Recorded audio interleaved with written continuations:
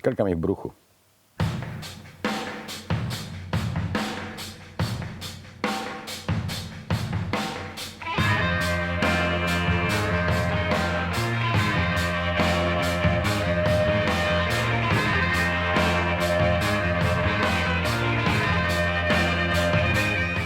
Narodil som sa na planéte Zem, v malej krajine zvanej Československo, na slovenskej strane v meste Ruží Hlahovci.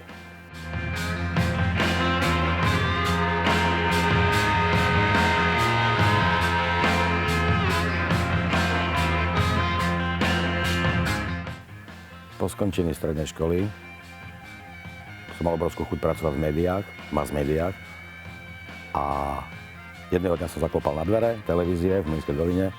Navrátiť sa ma spýtali, čo chcem. Povedal som im, že tam chcem pracovať. Prišiel človek, zobral ma, dali mi urobiť nejaký testík a bol som zamestnaný.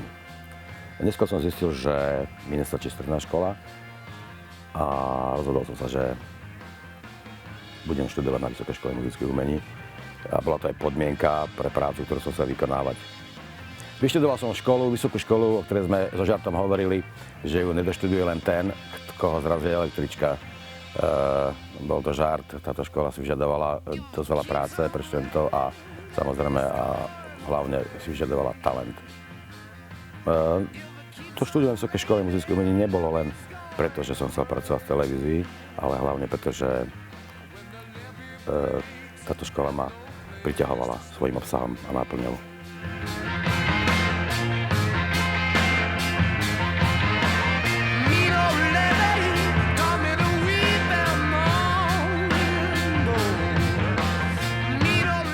Pracoval som v televízii, Československej televízii aj počas štúdia na VŠMU, neskôr ešte počas mojej spolupráce s Československou televíziou som dostal ponuku na projekt, impozantný projekt, na tej doby to bolo veľmi zaujímavý projekt, tak ma to zlákalo a prešiel som do slovenskej filmovej tvorby na Kolibe a tam som v podstate zostal až do obdobia Nežnej revolúcie.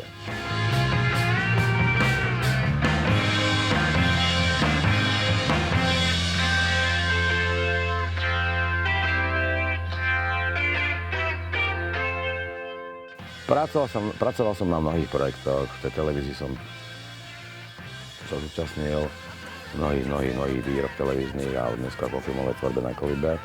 Rád spomínam na také väčšie a väčšie megaprojekty, ktoré boli svojím rozsahom, ale niekedy aj svojimi myšlienkami veľké. Bol to projekt, na ktorý rád spomínam, bol to projekt Deti vetra, ktorý sme nakrúcali v spolupráci s nemeckou televíziou a prežili sme neuveriteľné zážitky v rámci tohto projektu. Bol to projekt, kde sa hrozne veľa cestovalo. Trávili sme 2 alebo 3 roky v zahraničí a navštevovali sme rómske osady, bojovali sme hore prežitie sem tam a tak, takže to bolo také veľmi zaujímavé. A na to spomínam.